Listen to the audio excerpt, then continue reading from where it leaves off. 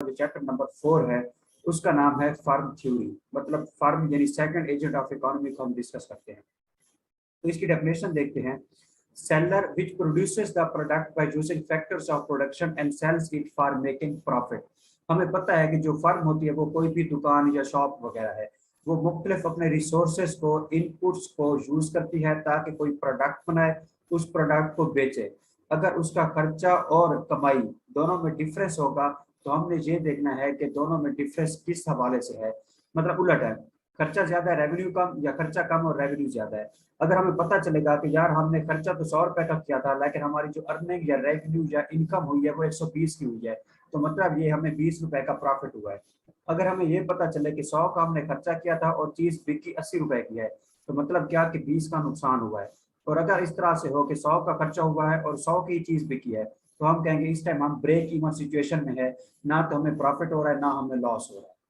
तो फर्म यानी दुकान जो सेलर या प्रोड्यूसर होती है उसका मकसद क्या होता है, प्रोड्यूसर्स द प्रोडक्ट, कोई भी प्रोडक्ट बनाती है by using factors of production, मतलब फैक्टर्स ऑफ प्रोडक्शन यानी इनपुट्स को यूज करके। फैक्टर्स ऑफ प्रोडक्शन कौन से थे, लैंड, लेबर, कैपिटल और एंटरप्रेन्योरशिप, चार। And sells it for making profit, और उसे बेचती है ताकि उससे प्रॉफिट यानी मुनाफा कमा सके। इसके बाद हमने देखा है स्ट्रक्चर ऑफ फर्म, कि फर्म का ओवरऑल स्ट्रक्चर क्या होता है। इस स्ट्रक्चर से मुराद ये है कि फर्म के अंदर फर्म कौन कौन से फंक्शंस परफॉर्म करती है या कौन कौन से प्रोसेसेस उसमें होते हैं। तो हमने देखा है जो फर्म है वो पहले क्या करती है, cost on factors of production, कि एक दुकान बन गई तो सबसे पहले वो क्या करती है, अपने रिसोर्सेज को इकट्ठा करने के ऊपर खर्चा करती है, कॉस्ट लगाती है। कौन से factors of production, land, labour, capital और एंटरप्रेन्योर। तो इन फैक्टर्स ऑफ प्रोडक्शन के ऊपर वो कॉस्ट यानी खर्चा करती है। इसके बाद क्या होता है, इन रिसोर्सेज यानी फैक्टर्स ऑफ प्रोडक्शन को यूज करके उसका कोई ना कोई प्रोडक्ट बन जाता है, जिसे हम कहते हैं टोटल प्रोडक्ट या आउटपुट या रिटर्न प्रोड्यूस्ड। ये सारे नाम एक ही चीज के हैं, जो दुकान कोई भी चीज बनाती है, प्रोडक्ट या कोई भी गुड वगैरह, तो उसे हम कहते हैं टोटल प्रोडक्ट, आउटपुट या रिटर्न। फिर हम देखते हैं कि जब वो बन जाता है तो आप सेकंड कॉलम में आपने ऊपर से नहीं नीचे से देखना है कि टोटल प्रोडक्ट के बनने के बाद फिर उसे क्या करती है, सप्लाई करती है यानी कि बेचती है। जब सप्लाई करती है तो फिर सप्लाई करते हुए वो मुफ्त में तो नहीं देती, पैसे कमाती है, तो उसके पास रेवेन्यू आता है। जब रेवेन्यू आ जाता है तो उसके पास वो ये देखती है कि मेरे पास जितना रेवेन्यू आया है, अब मैं अपना खर्चा और रेवेन्यू मतलब कॉस्ट और रेवेन्यू दोनों को कंपेयर करती हूँ। उसके बाद अगर खर्चा कम और रेवेन्यू ज्यादा मिला है, कमाई ज्यादा हुई है, तो वो कहेगी ये प्रॉफिट हुआ है। और जब उसे पता चले कि यार मैंने अपनी दुकान से अब मैक्सिमम प्रॉफिट कमा लिया है उन रिसोर्सेज को इस्तेमाल करके, तो जब उसे पता चलेगा कि अब मैंने मैक्सिमम प्रॉफिट कमाया हुआ है, इसके बाद और नहीं कमा सकती, तो आप कहेंगे जो फर्म है वो किस हालत में है, इक्विलिब्रियम की हालत में है। एक कंज्यूमर है, वो कोई चीज लेने गया है, जब उस चीज को इस्तेमाल करता है वो कहता है कि यार अब इस इस्तेमाल की हद तक मैंने इसका मैक्सिमम फायदा उठा लिया है, अगर इस चीज को ज्यादा इस्तेमाल करूंगा तो जो मेरे लिए नुकसानदेह हो सकती है। तो इस तरह से जो फर्म है वो एक चीज की सप्लाई कर, एक चीज को प्रोड्यूस करती है, लेकिन वो प्रोड्यूस करते करते अगर इस हद तक चली जाए कि उसके पास अब सरप्लस में माल पड़ा हुआ है, अब इजाफी चीज पड़ी हुई है, तो उससे खदशा हो जाता है कि यार मैं ज्यादा चीज प्रोड्यूस करके ज्यादा पैसा कमाने की बजाय हो सकता है मेरी कुछ चीजें खराब हो जाएं। जैसे हमने सेकंड चैप्टर में पढ़ा था एग्रीकल्चर वाली एग्जांपल में, हमने कहा था प्रोड्यूसर लालची होता है किस्म का। तो मतलब ये कि फर्म एक हद तक प्रॉफिट कमाती है, जब उसे पता चलता है कि इस हद के बाद मैंने मजीद चीज को प्रोड्यूस किया तो अब वो मेरे पास स्टॉक में पड़ी रहेगी और खराब हो सकती है, तो मुझे उल्टा नुकसान हो सकता है। उस हद से बचने से पहले जब मैक्सिमम प्रॉफिट कमा ले, तो हम कहते हैं इस टाइम जो फर्म है वो इक्विलिब्रियम की हालत में है। समझ लग रही है बात की, जल्दी जल्दी रिप्लाई करें।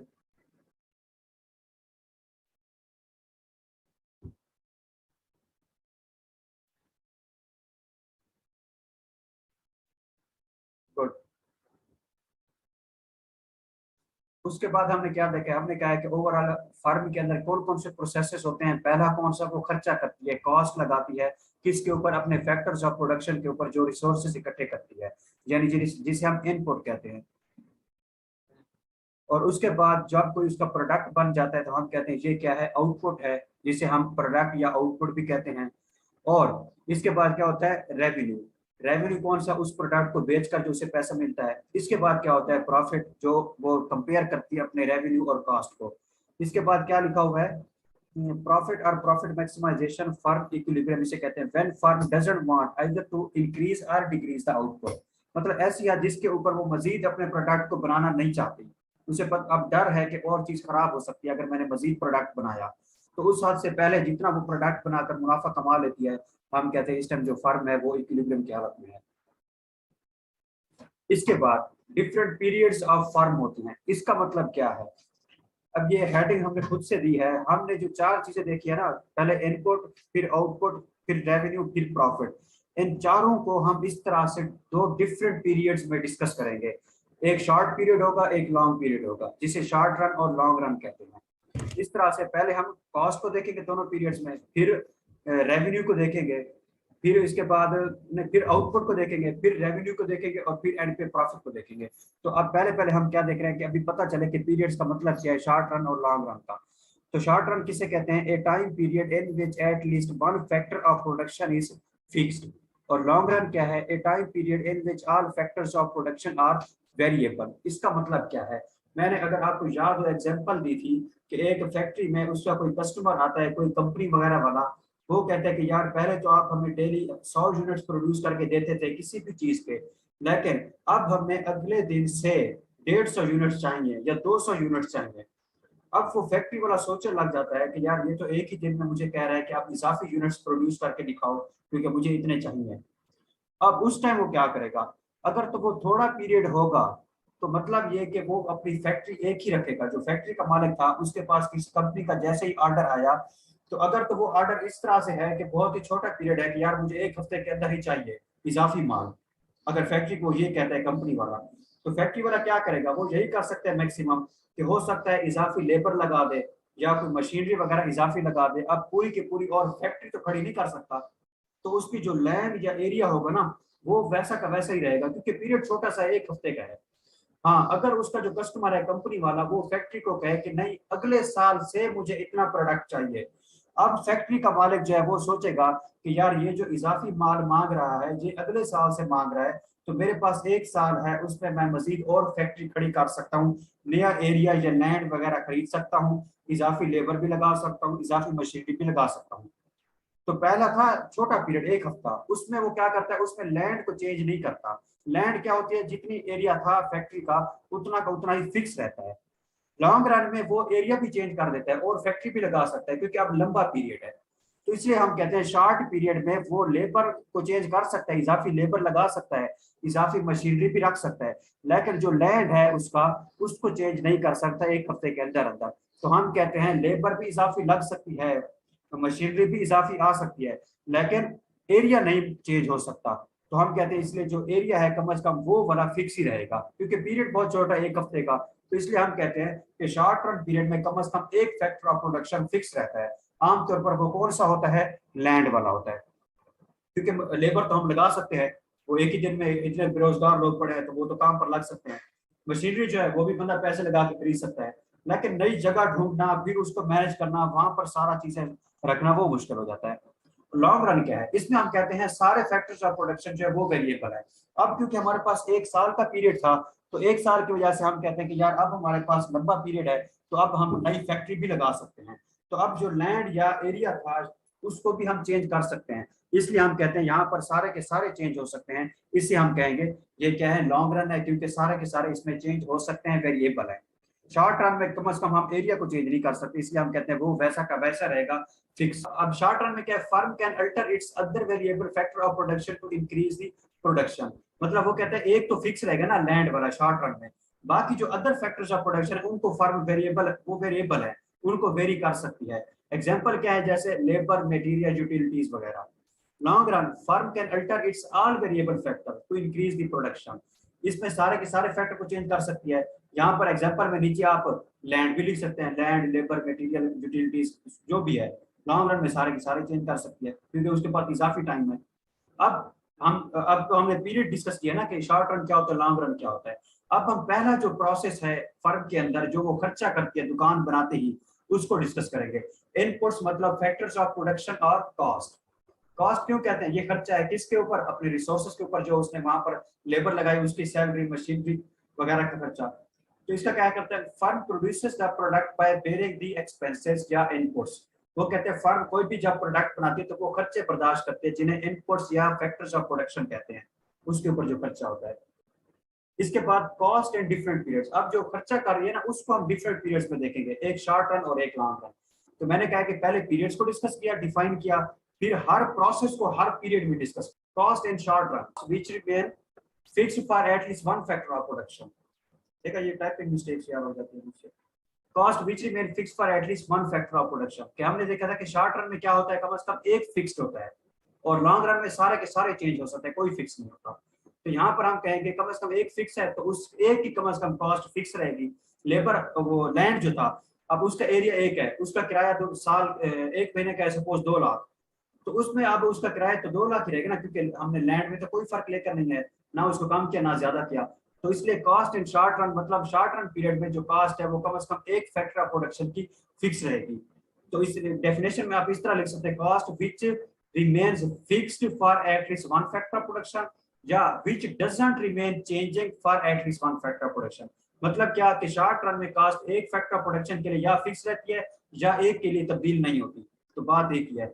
इसके बाद क्या है fixed cost, cost which doesn't change with change in activity of business.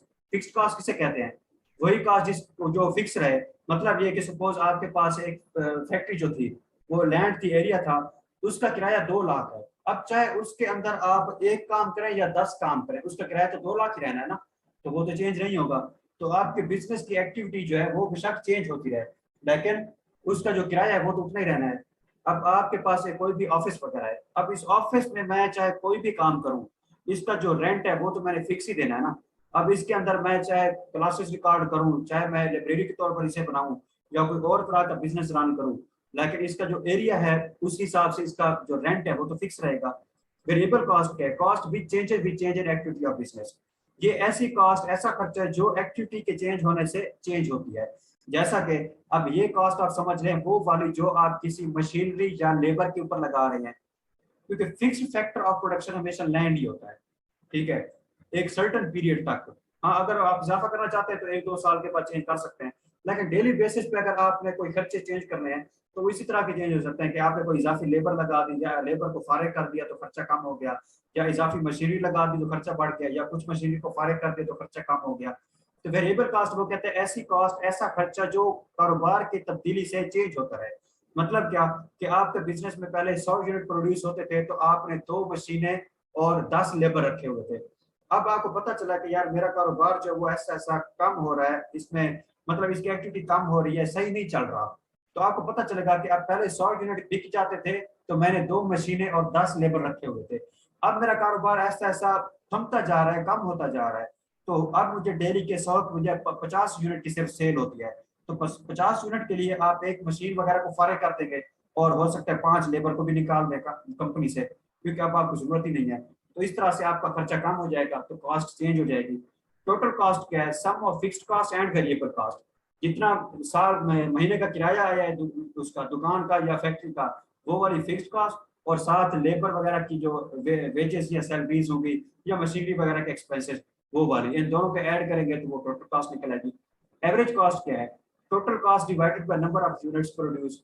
अब हम कहते हैं कि टोटल हमारे जो 4 फैक्टर ऑफ प्रोडक्शन थे, टोटल हमारे जो इनपुट्स थे, उसके ऊपर हमारा जो खर्चा हुआ है वो 10,000 का हुआ है, और हमने उसमें से 100 यूनिट प्रोड्यूस किए हैं।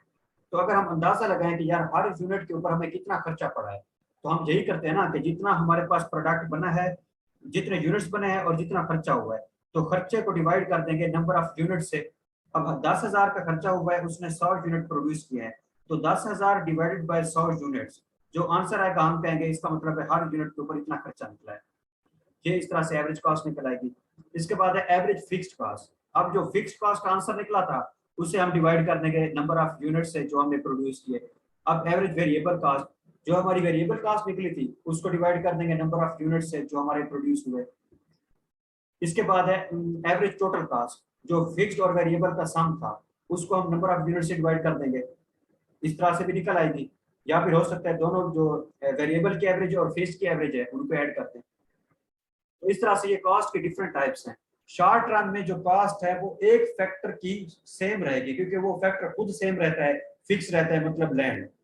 लॉन्ग रन में जो कॉस्ट देखेंगे वो हर किसी के लिए चेंज होती रहेगी, क्योंकि लॉन्ग रन में तो हम सारे फैक्टर जो होते हैं वो वेरिएबल होते हैं। तो इस तरह से फिक्स्ड कॉस्ट होती है जो एक जैसी रहे।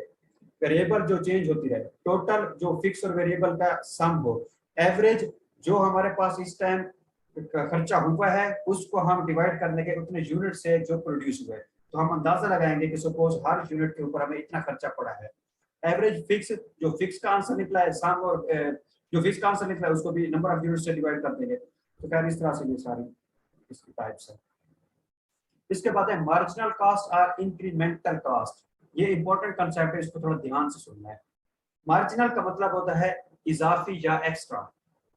मार्जिनल का मतलब क्या होता है? इजाफी या एक्स्ट्रा। इंक्रीमेंटल का मतलब भी यही होता है किसी चीज में इजाफा जब होता है।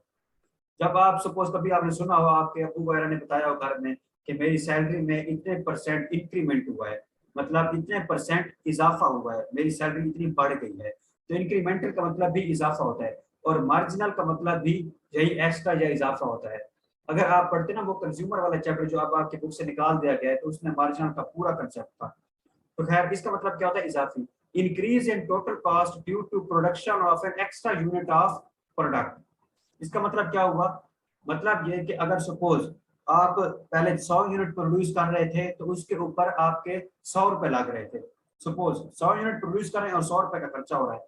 अब आपने एक दिन में 101 यूनिट प्रोड्यूस किए हैं, तो अब जो इजाफी एक यूनिट प्रोड्यूस किया है उसके ऊपर आपके सपोज 101 रुपए लगे हैं, तो अब 100 एंड फर्स्ट यूनिट जो होगा 101 से ऊपर वाला, 100 से ऊपर वाला जो 101 वाला यूनिट होगा, उसके ऊपर आपका जो इजाफी खर्चा हुआ है 1 रुपए का, वो आपकी मार्जिनल कॉस्ट होगी। तो मार्जिनल कॉस्ट किसे कहते हैं? इजाफी खर्चे को।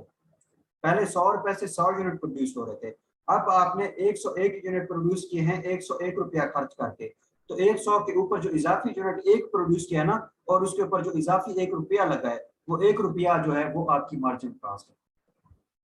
Firm can avoid it by not producing the extra unit. जाहिर सी बात, अगर किसी ने कहना है कि यार हम मार्जिनल कॉस्ट वगैरह जो है उसको बर्दाश्त नहीं कर सकते, तो ठीक है भाई, इजाफी यूनिट प्रोड्यूस ना करो, क्योंकि ये तो इजाफी यूनिट के ऊपर खर्चा है। which a firm doesn't feel feasible during the course of production period। मतलब वही है कि फर्म एक चीज की प्रोडक्शन कर रही है और उसे पता चलता है कि यार जो इजाफी खर्चे है ना वो मैंने बर्दाश्त नहीं करना है, तो उसे यही समझाया जाएगा कि ठीक है फिर इजाफी यूनिट भी प्रोड्यूस ना करो, जितना खर्चा पहले कर रही थी अगर उतना ही करना चाहती हो तो फिर यूनिट भी वही प्रोड्यूस होंगे जो ऑलरेडी हो रहे हैं। That's why marginal cost is considered as decisive or decision making cost for the firm, whether to produce more or few units of product or at what stage a firm should stop operating its plant। तो marginal cost ये है कि एक factory चल रही है, वो पहले दिन के 100 यूनिट प्रोड्यूस करती है और 100 रुपए का खर्चा करती है। उसके बाद उसे पता चलता है कि मेरा जो बिजनेस है वो तो बड़े अच्छे तरीके से कामयाब है, तो इसकी मेरी सेल बढ़ रही है, तो अब मुझे डेली के 200 रुपया लगाकर 200 यूनिट प्रोड्यूस करने चाहिए। या तो एक ये केस होगा, या जब पहले वो 100 रुपया लगाकर 100 यूनिट दिन के प्रोड्यूस कर रही थी, अब उसे पता चलता है कि यार मेरा जो बिजनेस है वो सही से नहीं चल रहा है, तो अब मेरी सेल कम है, तो अब मुझे दिन के 50 रुपए लगाकर 50 यूनिट प्रोड्यूस करने चाहिए। तो अब इस तरह से या तो वो इजाफी कीमत अगर लगाएगी या नहीं लगाएगी। 100 से 200 किया तो 100 रुपए की इजाफी खर्चा किया, 100 से 50 किया तो ये तो कॉस्ट उल्टा कम हुई। तो वो कहते हैं ये फर्म के ऊपर डिपेंड करता है कि वो किस तरह से डिसीजन मेकिंग करती है। अगर बिजनेस अच्छा चल रहा है तो कास्ट में इजाफा होगा और यूनिट्स में इजाफा होगा, तो वो इजाफी जो कास्ट होगी उसे हम मार्जिनल कास्ट कहेंगे। हाँ, अगर फर्म नुकसान में जा रही है तो वो डिसाइड करेगी कि नहीं यार अब मुझे जो प्रोडक्शन है वो काम करनी है, तो इजाफी खर्चे की बजाय जो ऑलरेडी हो रहे हैं मुझे उसमें भी कमी लानी है। तो ये फर्म के ऊपर डिसीजन मेकिंग पर डिपेंड करता है। अगर तो अच्छी चल रही होगी कारोबार उसका, तो फिर इजाफी यूनिट प्रोड्यूस होंगे, मार्जिनल कास्ट भी आएगी। हाँ, अगर फर्म सही नहीं चल रही या रूटीन के मुताबिक चल रही है, कोई इजाफी यूनिट प्रोड्यूस करने की जरूरत नहीं है, तो फिर उसकी मार्जिनल कास्ट जीरो होगी। इसके बाद है explicit cost, cost which is actually be paid by the firm for running the business। और implicit cost क्या है? Cost of self-owned resource using his own resource, cost of self-employed resource having its own business। It is considered as opportunity cost that is also crucial in decision making। अब यहाँ पर गौर करें, एक है explicit cost और एक है implicit cost। explicit cost किसे कहते हैं? एक होता है खर्चा जो आप हकीकत में पे करते हैं, हकीकत में खर्चा करते हैं अपनी जेब से पैसे निकाल कर। एक आपका खर्चा इस तरह से भी होता है जो हकीकत में आप लोग करते नहीं हैं, लेकिन वो आपका खर्चा समझा जाता है। वो किस तरह से? सपोज आपने कोई भी फैक्ट्री वगैरह बनाई है, अब इसके अंदर जो आपने अपना ऑफिस बनाया है उसमें आपने जो चेयर थी वो आपने दुकान पे 5,000 देकर उस चेयर को खरीदा, लेकिन जो आपने सोफा रखा हुआ है वो आपने अभी खरीदा नहीं है, वो आप अपने घर से लेकर आ गए हैं। अब चेयर खरीदने के लिए आपने हकीकत में जेब से पैसे निकाल के दुकानदार को दिए हैं, लेकिन सोफे के पैसे आपने अपने घर तो नहीं दिए, जाहिर सी बात है वो भी आपकी अपनी चीज थी, लेकिन घर से उठाकर आप अपने ऑफिस में लेकर आए हैं। अब देखा जाए तो उस सोफे के ऊपर भी तो आपने कभी कोई खर्चा किया था या नहीं किया था?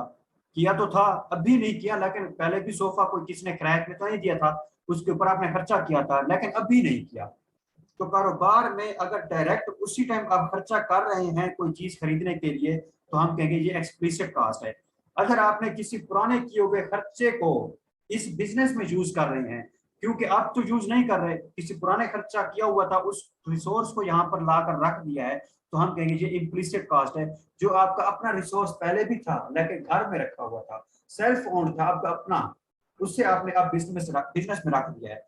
तो अब जब अगर देखा जाए आपसे कोई पूछे कि आपके बिजनेस में जो आपने टोटल कॉस्ट लगाई है बिजनेस को स्टार्ट करने में तो कितना खर्चा हुआ है, तो आप सारे खर्चे बताते जाएंगे, फिर आप कहेंगे कि एंड पे जो फर्नीचर है उसमें मैंने जो चेयर है वो तो दुकान पे जाकर ली थी, लेकिन जो सोफा था ना इसके ऊपर मैंने कोई खर्चा नहीं किया, ये मैं घर से ले आया हूँ।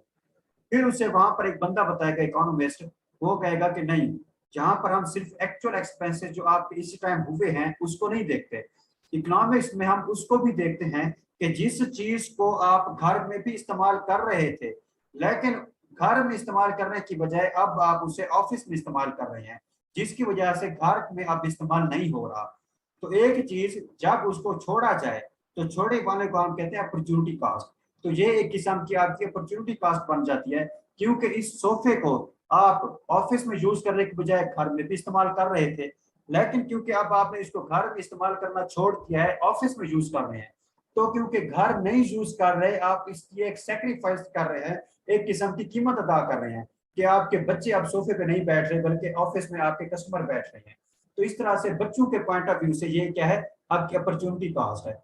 तो इस तरह से इकोनॉमिक्स में जब हम कॉस्ट को काउंट करते हैं, हम सिर्फ एक्सप्लिसिट कॉस्ट नहीं देखते जो हमने उसी टाइम पैसे दुकानदार को दिए होते हैं, बल्कि अगर कोई हमने जाती तौर पर घर से लाकर चीज रखी होती है दफ्तर में बिजनेस में, तो हम कहते हैं इसके ऊपर भी जितना हमने खर्चा किया था वो भी इस खर्चे में हम शामिल करते हैं और हम कहते हैं कि ये भी एक किस्म का खर्चा ही हुआ है। तो इस तरह से ये एक्सप्लिसिट और इम्प्लिसिट कॉस्ट। उसके बाद हम क्या कहते हैं, relation between total fixed cost, total variable cost and total cost. तो फिक्स्ड कॉस्ट क्या होती है? When cost of any factor of production remain fixed, जैसा कि आपकी फैक्ट्री का एरिया वगैरह है उसकी कॉस्ट, उसका रेंट वगैरह फिक्स ही रहता है आमतौर पर, साल के बाद चेंज होता है, साल तक तो ये जैसे रहता है। उसके बाद क्या है variable cost, when cost of any factor of production remain changing, जैसा कि लेबर है वो साल के दौरान बदलते रहते हैं, आपने कभी इजाफी लेबर लगा दी, कभी कुछ लेबर को फारिग कर दिया तो उसकी सैलरी भी आपको बच जाती है।